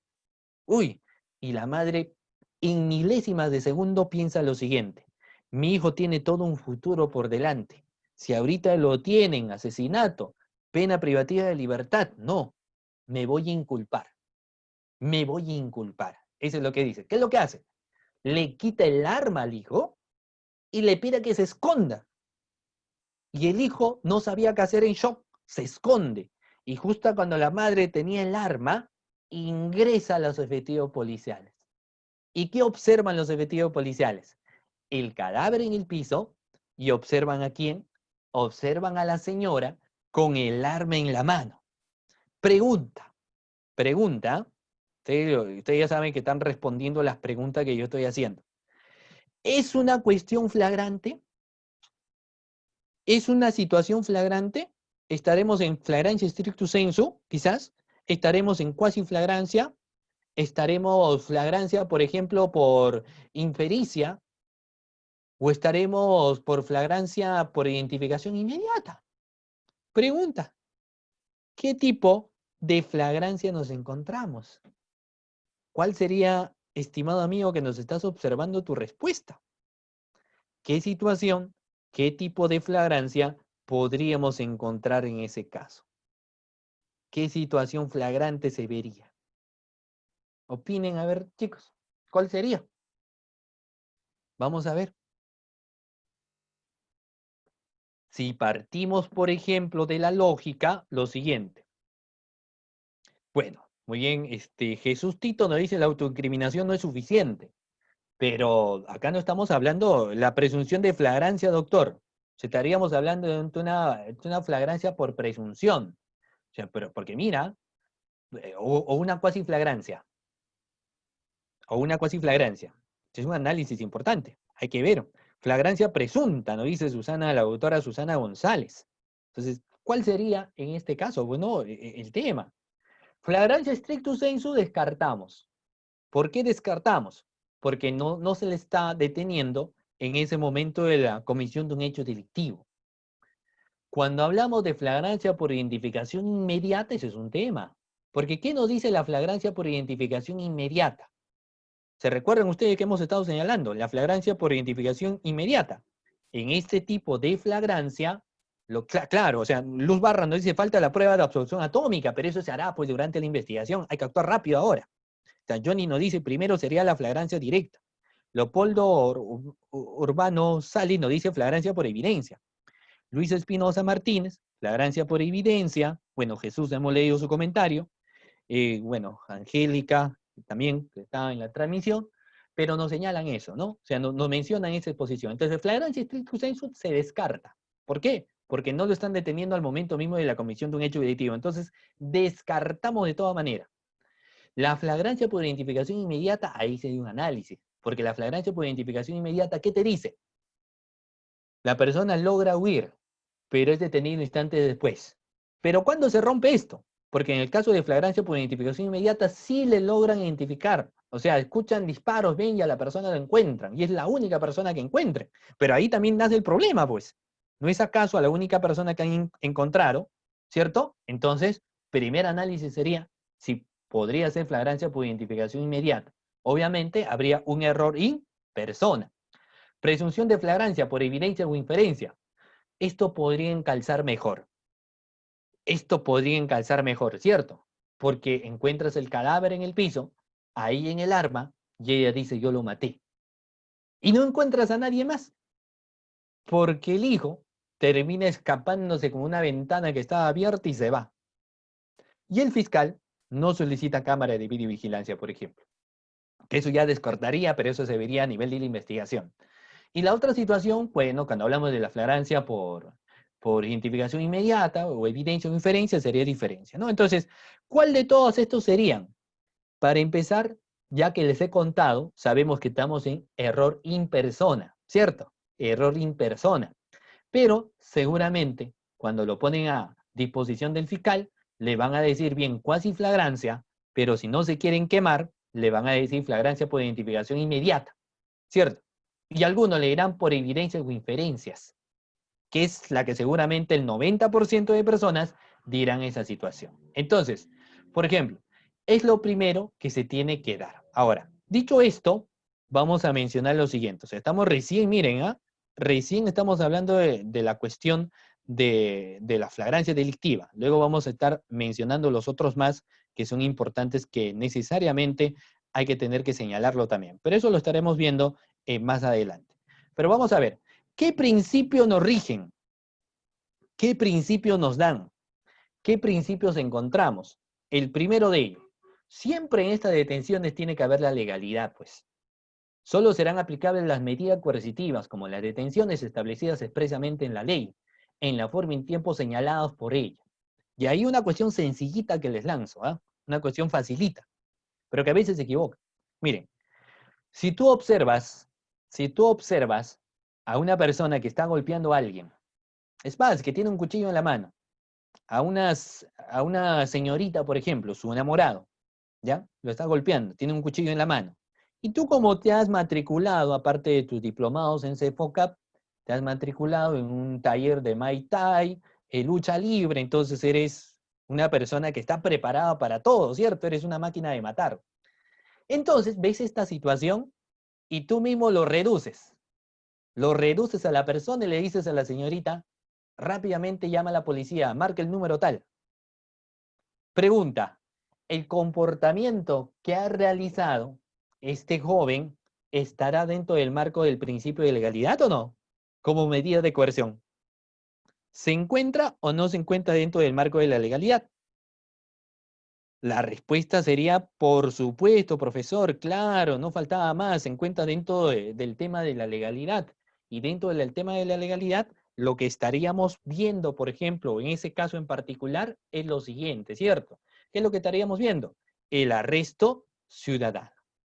que el arresto ciudadano se encuentra contemplado dentro de nuestro Código Procesal Penal, sí, tenemos arresto ciudadano. La legalidad, correcto. Ahora, otro de los principios es la proporcionalidad, porque claro, tú no puedes detener a una persona si en un arresto ciudadano, si es que no lo encuentras haciendo nada, ¿cierto? Tendrían que ser el Ministerio Público con una orden judicial que va en su contra para que lo puedan detener. Si no, por ahí no te pueden detener. Claro, algunos dicen, no, no te detienen, si no te retienen, pero igual, tampoco nadie te podría retener.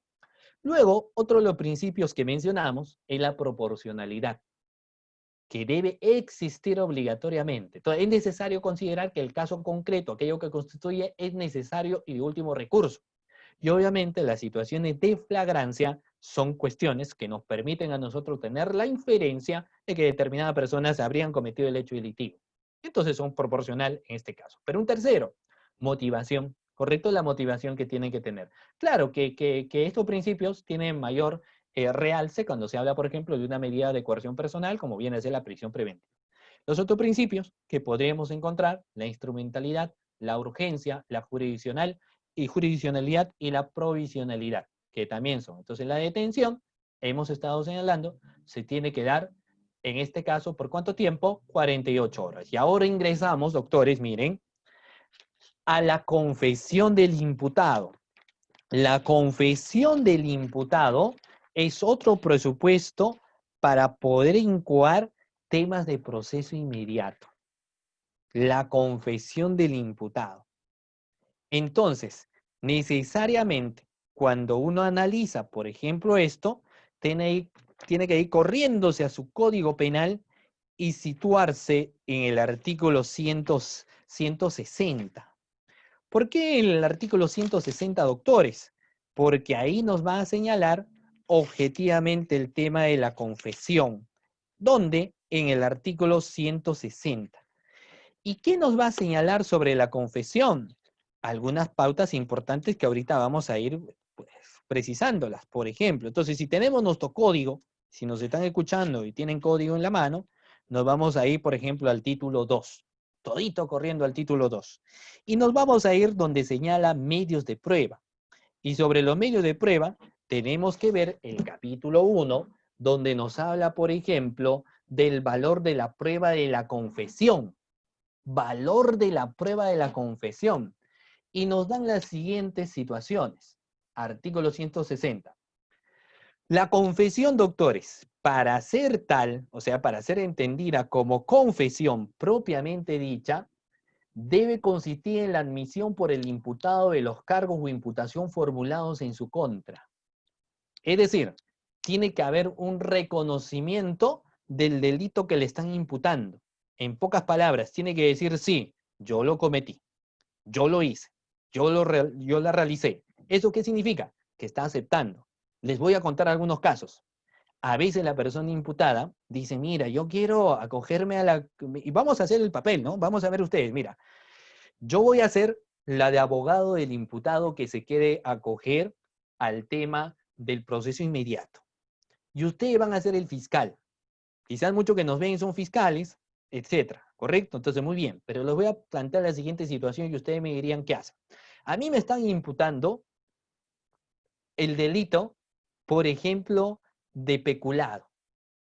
Porque a mí me están imputando como funcionario público haberme apropiado de los caudales o efectos y sí, pues estaban bajo mi administración, estaban bajo mi custodia, entonces pescadito muerto. Entonces yo converso con mi abogado y mi abogado le dice, mire, está más frito que un pescado en Semana Santa. Entonces, pero algo tenemos que hacer. Vamos a incoar el proceso inmediato. ¿Te parece? Pero necesitamos ahora, como no es flagrancia delictiva, lo que necesitamos es que confieses. Ah, perfecto. Pero vamos a hacer lo siguiente, dice. Vamos a hacer lo siguiente. Se va, por ejemplo, muchas gracias, Jackie. Ahorita vamos a responder, Jackie, la pregunta que estás haciendo, ¿correcto? Pero muy bien.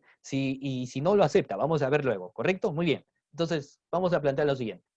Entonces, el abogado le dice, mira, vamos a acogernos al tema de la confesión, pero vamos a variar algunas cosas. Vamos a variar algunas cosas. Vamos a decir que sí, tú estabas a cargo, tenías la custodia, pero que ese día se encontraba otra persona. Eso vamos a decir. pero vas a confesar todo lo demás, que sí has sido negligente, has dejado y todo eso, pero ese día donde alguien se habrían apropiado, tú no has estado, ¿cierto? Entonces te vas, por ejemplo, con tu abogado y tu fiscal, ¿ah? No te olvides, tú eres el fiscal, acuden ante ti y te dicen lo siguiente: queremos acogernos a la confesión sincera, señor fiscal. El fiscal, ¿qué le dirá? Por supuesto.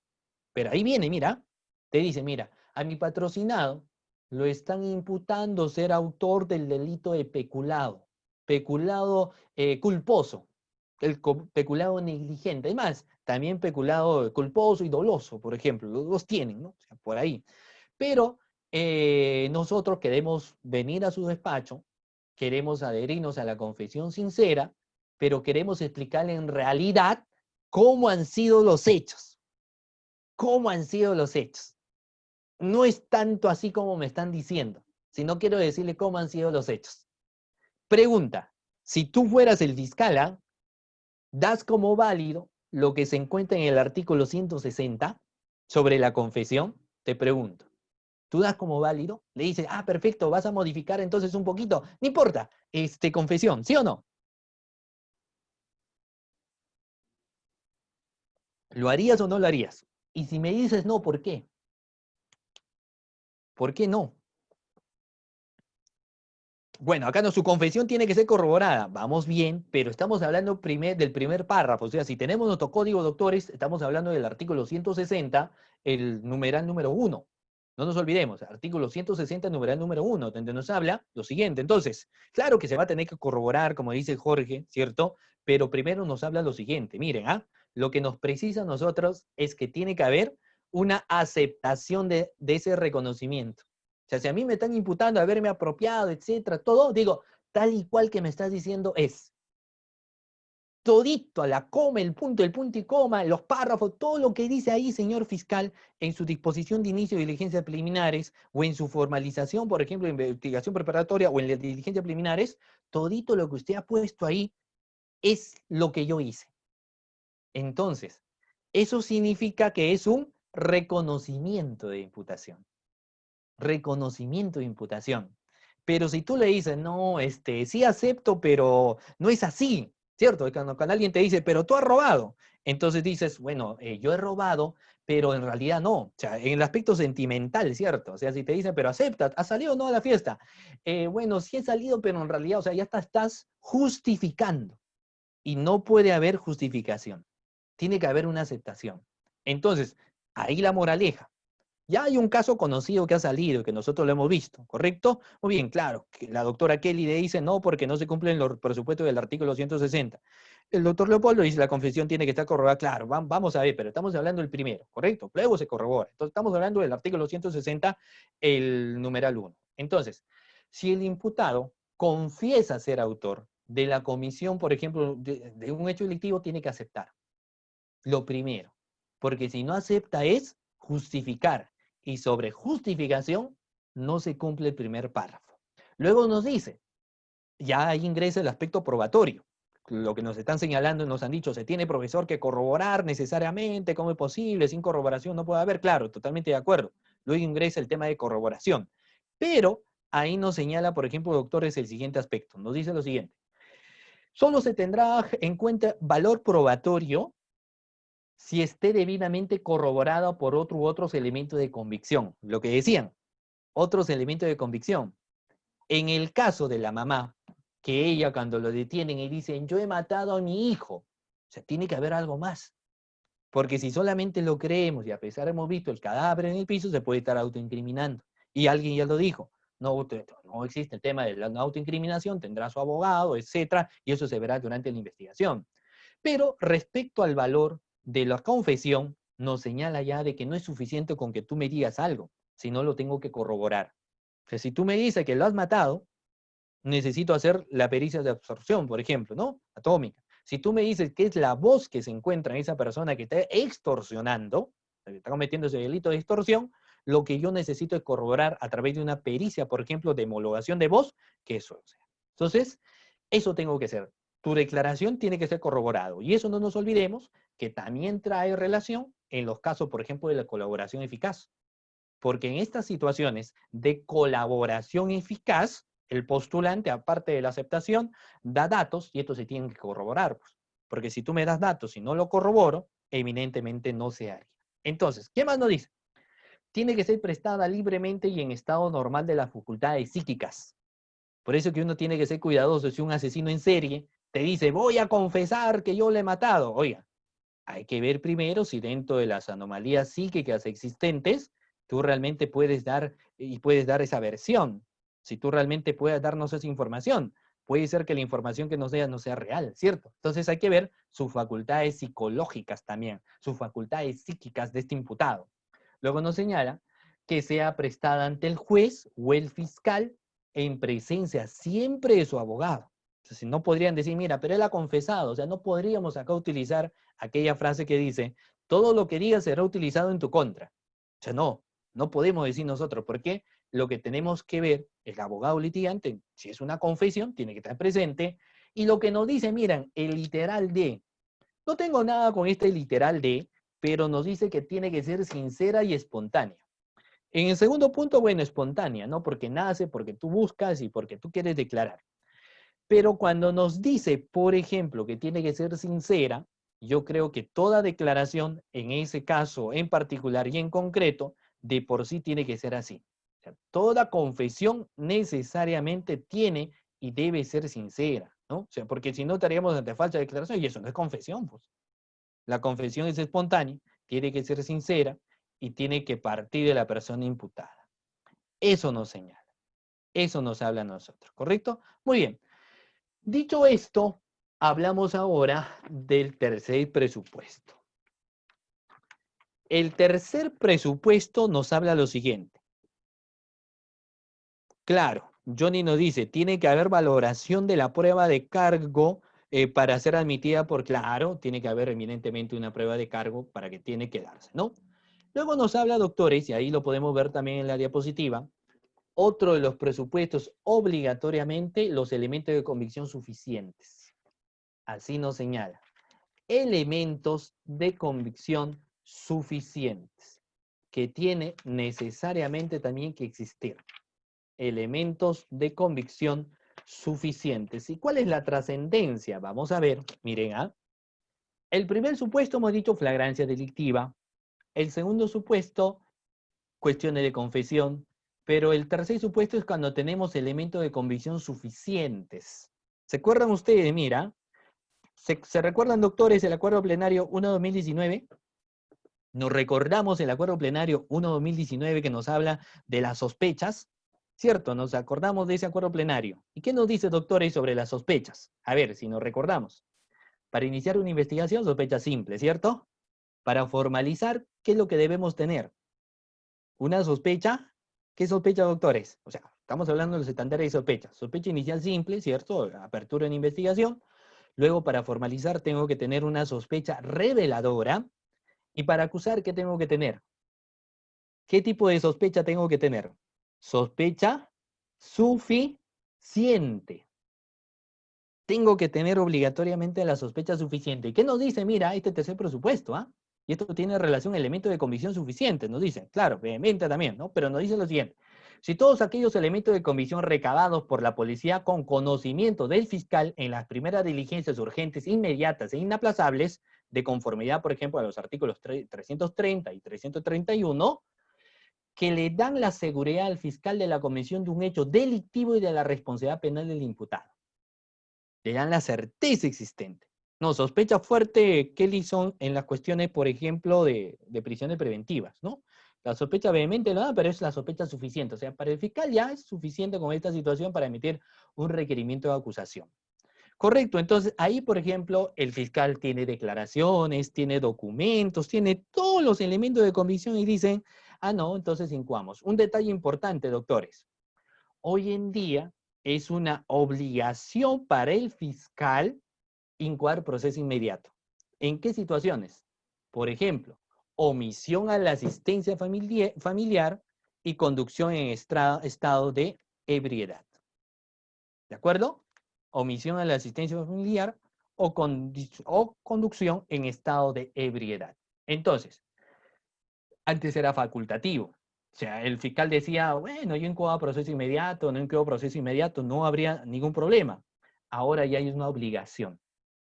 So, obligatoriamente hay que incoar temas de proceso inmediato. Muy bien, dicho esto, ahora veamos pues la etapa preaudiencia única de incoación de proceso inmediato. Vamos a ver.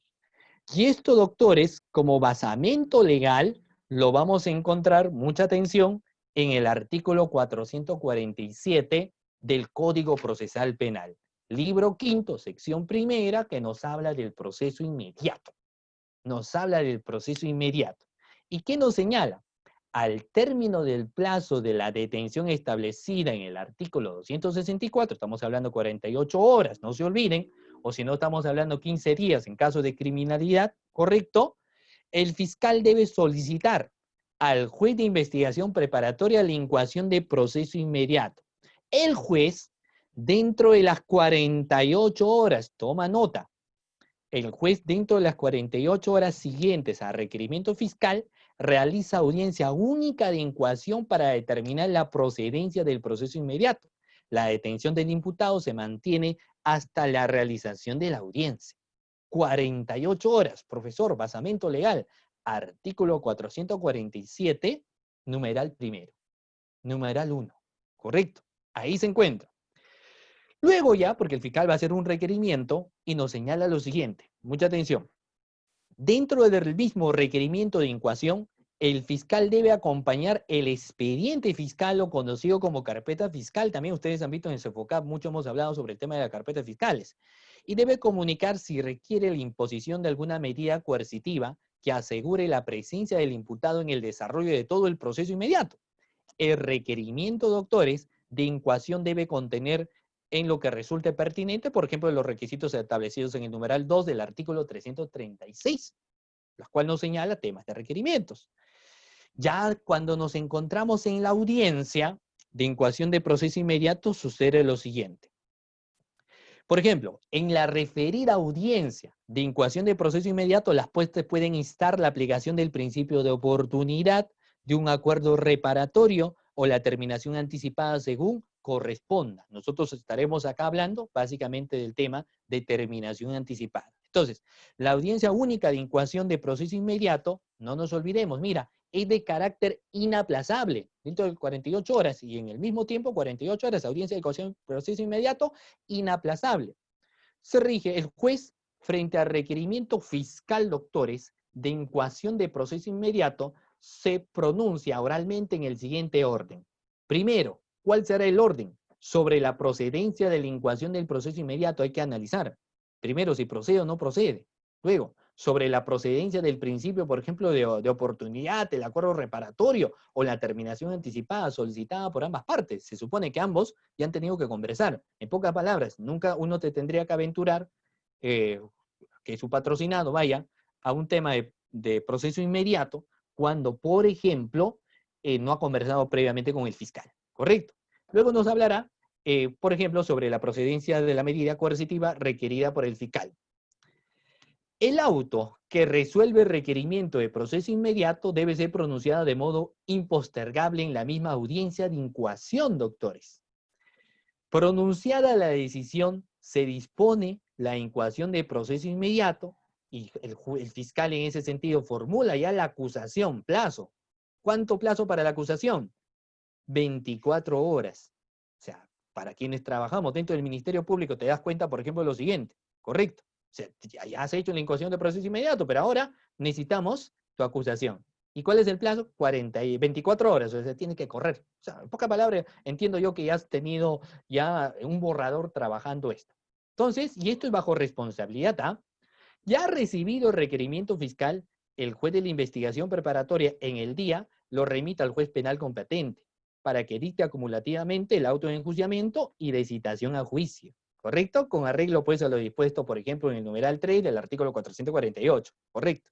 Ahora, frente al auto que rechaza la incoación, porque puede ser de que no te acepten de proceso inmediato, frente al auto que rechaza la incoación de proceso inmediato, el fiscal dicta la disposición que corresponde, que en este caso significa, bueno, no hemos llegado a un acuerdo, pues, no, de proceso inmediato, pero no significa que te voy a dejar libre. Formalizo la investigación preparatoria contra tu persona, pues. porque claro, no hemos cumplido lamentablemente, no algunos presupuestos, no ha querido encuadrar proceso inmediato, no quieras aceptar en audiencia, ¿no? El acuerdo que se ha tenido, pues entonces formaliza investigación preparatoria. Pero no porque quiero formalizarte, sino porque existen sospechas reveladoras, elementos de comisión reveladoras, que usted habría cometido un hecho delictivo. ¿Ya? Muy bien. Entonces nos dice, frente al auto que rechaza la incoación del proceso inmediato, el fiscal dicta la disposición que corresponda, que podría ser la formalización, para los supuestos comprendidos, pues, dentro de los artículos. Y luego hablaremos, doctores, ya para estar cerrando nuestra participación, lo que señala el artículo 448. Por ejemplo, pero acá tenemos algunas preguntas que hizo Jesús y es un poquito larga. Vamos a ver luego, ver la forma como lo respondemos. Pamela López dice, en un proceso común se puede emitir, claro, ya hemos estado señalando, por ejemplo, que podemos emitir una acusación directa, pero siempre y cuando tenemos los elementos de convicción suficientes. Si tenemos eso, emitimos una acusación directa, no hay ningún problema. Es más, deberíamos emitir la acusación directa si es que tenemos eso. Si no, bueno, no emitimos la acusación directa, tampoco no hay ningún problema en ese sentido, ¿no? Porque podríamos formalizar la investigación preparatoria. Entonces, pero no nos olvidemos, estos solamente son en casos de flagrancia delictiva. ¿Y qué pasa cuando el imputado confiesa la comisión del hecho delictivo o hay elementos de convicción suficientes? Ah, ahí la situación cambia. Ahí tendremos que regirnos en base a lo que señala, por ejemplo, el artículo 448, y nos habla de la audiencia única de juicio inmediato, y ahí nos dice que la audiencia única de juicio inmediato obviamente es oral, pública e inaplazable. Instalada la audiencia, el fiscal expone pues resumidamente los hechos objeto de la acusación y la calificación jurídica y las pruebas que ofrecerá para su admisión. Ahí ingresa. O sea, ya, uno tendría que situarse dentro del artículo 448, lo que señala, por ejemplo, el literal 3. El numeral 3, perdón. Porque ahí nos dice, instalada, por ejemplo, la audiencia, el fiscal expone resumidamente los hechos objeto de acusación, la calificación jurídica y las pruebas que ofrecerá para su admisión de conformidad con lo establecido en el artículo 349. Si el juez penal determina que los defectos formales de la acusación requieren un nuevo análisis, dispondrá su subsunción en la misma audiencia. O sea, acá el trato es que no sea inaplazable, en la misma audiencia podemos hacer. Acto seguido, las partes pueden plantear cualquiera de las cuestiones previstas, pues lo que señala propio de la acusación, es decir, el artículo 350. El auto que declara fundado el sobreseimiento o un medio técnico de defensa es apelable con efecto devolutivo, ¿correcto? El juez debe instar a las partes a realizar convenciones probatorias. Cumplidos los requisitos de validez, el juicio se realiza en sesiones continuas e ininterrumpidas hasta su conclusión. Finalmente, el juez penal que instale el juicio no puede conocer otras hasta que culmine el ya iniciado. Porque el objetivo es, por ejemplo, tener en ese aspecto. Muy bien, y vamos a ver algunas situaciones. Por ejemplo, Jorge dice, una problemática en el plazo que te toman para dar respuesta a la apelación del auto que declara fundada la incoación mientras se instala. Claro, ese es uno de los temas. O sea, si bien es cierto, tenemos un plazo establecido, a veces los plazos no se cumplen y eso causa mucho perjuicio en sí. Por ende, es que por la misma brevedad de los plazos se exigía en un momento incluso la modificación de la misma, porque lo que se buscaba es que haya un plazo razonable, incluso para poder plantear también la defensa. La doctora Carla Cabello dice, doctor, buenas noches. En los casos de violación, de violencia familiar, la agraviada es agredida y acude a la comisaría luego que va al domicilio del imputado, con los efectivos policiales sería flagrancia. Claro, por supuesto, y en este caso estaríamos hablando, por ejemplo, de uno de los tipos de flagrancia existentes, y estaríamos hablando de la flagrancia por evidencias, ¿no? Los golpes encontramos al agresor, etc. Entonces, por supuesto, es una situación flagrante. Si alguien viene a denunciar una agresión de violencia contra la mujer en los integrantes del grupo familiar, le rompieron la nariz, la ceja, vas y al agresor encuentra con huellas, encuentras todo el lugar desordenado, etc. Entonces, obviamente, son indicios. Muy bien, Leopoldo Urbanino dice, doctor, la diferencia entre el proceso inmediato y acusación directa, lo que pasa es que en el proceso inmediato, como hemos estado nosotros señalando, se tiene que cumplir cualquiera de los tres presupuestos de incoación de proceso inmediato.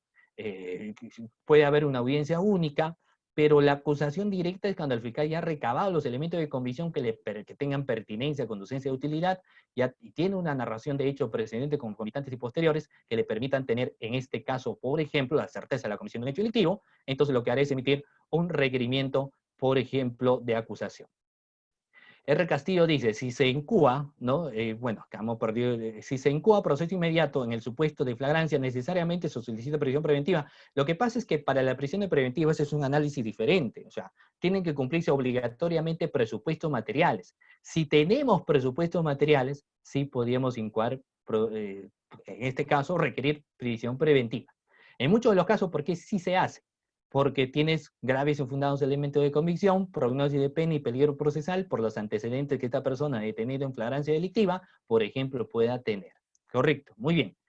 ¿Qué sucede si se declara improcedente requerimiento de incoación de proceso inmediato y en la misma audiencia el juez declara fundada la prisión preventiva a favor del Ministerio Público? ¿Ello es válido? Bueno, hay que ver que solamente hay que tener que formalizar la investigación preparatoria. Se entiende de que uno va a una audiencia de caución de proceso inmediato previamente conversada y por unos propios beneficios. O sea, no podría darse en este caso si uno lleva también un tema de prisión preventiva. ¿Correcto? Muy bien.